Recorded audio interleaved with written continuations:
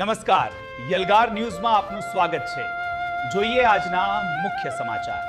Chhota Udepur breaking Chhota Udepur સેવા સદન પાસે લાઇટનો થાંભલો ગાયબ, ખુલ્લા વીજ વાયરથી અકસ્માત અને કરંટ લાગવાનો ભય, કલેક્ટર કચેરી બહાર જોખમી સ્થિતિથી લોકોમાં ચિંતા, નજીકમાં આવેલી શાળાના વિદ્યાર્થીઓ અને કચેરીઓમાં આવતા સેંકડો અરજદારો જોખમમાં, ચોમાસાને કારણે જોખમમાં વધારો, તાત્કાલિક કાર્યવાહી કરવાની માંગ, અધિકારીઓની નજર સામે બેદરકારીને લઈ સ્થાનિકોમાં રોષ, ચોમાસામાં ખુલ્લા વીજ વાયરનો આતંક, દુર્ઘટના પહેલાં જાગો, નહીં તો મોડું પડશે।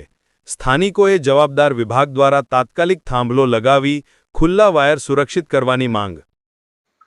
મારું નામ પઠાણ યાકુબ રઝા છે। હું હમણાં વોકિંગ માટે સેવા સદન બાજુથી નીકળી રહ્યો હતો ત્યારે મારી નજર અચાનક અહીંયા જીવંત વીજ વાયર ઉપર પડી, જે રસ્તાની અંદર તમે લાઈવ દેખાઈ શકે છે। અને છોટાઉદેપુર જિલ્લાની સેવા સદન કચેરી અને કલેક્ટર કચેરીની ગેટની બિલકુલ બહાર જ આ જીવંત વીજ વાયરો ખુલ્લા પડેલા દેખાઈ રહ્યા છે।